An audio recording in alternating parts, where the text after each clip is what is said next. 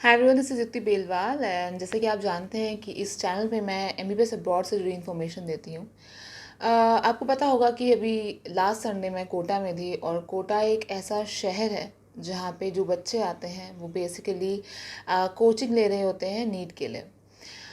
बहुत से बच्चों से बात करी और बेसिकली मैं आप लोगों से एक बहुत इम्पॉर्टेंट चीज़ शेयर करना चाहती हूँ।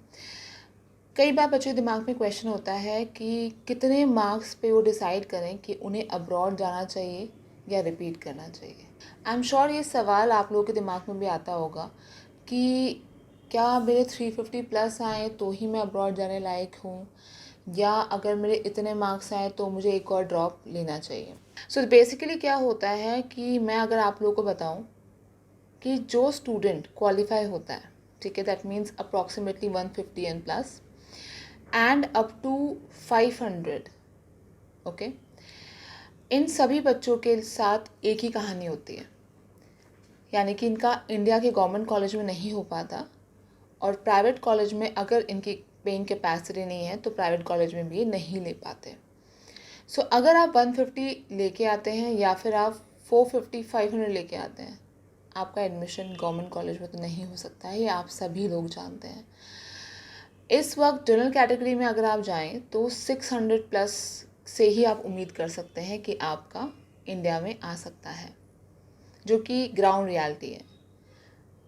मेरे हिसाब से किसी के 150 160 आए या किसी के 500 आए, उन सभी की एक ही प्रॉब्लम होती है कि एडमिशन नहीं मिलेगा until and unless you have money to pay to the private colleges। अगर आप 12th में हैं और इस साल नीट दे रहे हैं और अगर आपके 200 250 350 मार्क्स आते हैं, आप कोचिंग भी ले रहे होंगे। कोचिंग लेते वक्त आप लोगों के अंदर एक एंथुजियाज्म होता है कि शायद मैं अगले साल बेटर कर सकूं, और होना भी चाहिए। कोचिंग इंस्टीट्यूट की यही जिम्मेदारी होती है कि आपको पिछले साल से बेटर रिजल्ट ला के दें। पर वो जंप कितना बड़ा होगा, वो जंप कितना ज़्यादा होगा, वो आप ही लोग एनालाइज कर सकते हैं।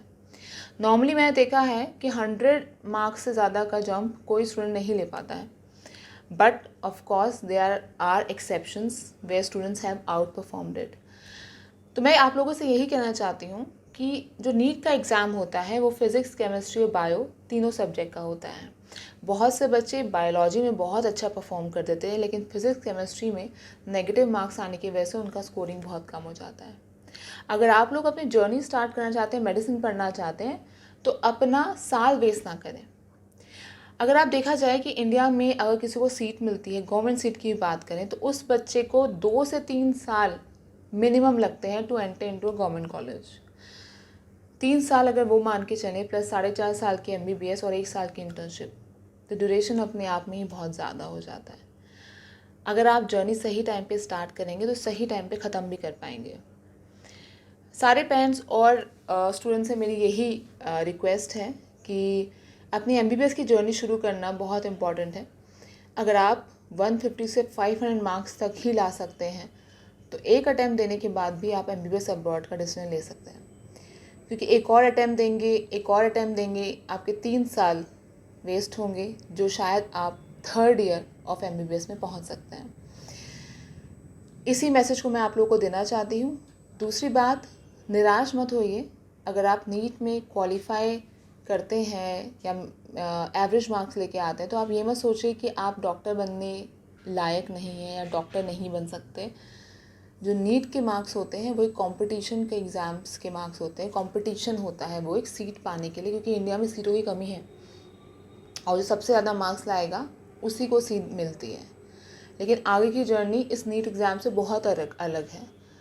तो अगर आप सोच रहे हैं अब्रॉड जाने का, तो I don't think so you should waste your time in attempts. You should just test the depth of the water by giving one attempt, understand that NEET आपके लिए है या नहीं है। अगर आपको लगता है you are the person who can really give competition, achieve through competition, you should give it in your time. Otherwise, there are many good universities abroad which can give you quality of education. Book my university से contact करें और admission की पूरी जानकारी लीजिए, counselling लीजिए, zoom counselling लीजिए, जैसे भी करके इन्फॉर्मेशन सही लीजिए, ताकि आप एक सही यूनिवर्सिटी में लैंड कर पाएँ और अपनी पढ़ाई पूरे अच्छे तरह से कर पाएँ। सो यही इन्फॉर्मेशन है जो मैं आप लोगों को देना चाही थी, यही मेरा ओपिनियन मैं आप लोगों के साथ शेयर करना चाही थी। Thank you so much and take care.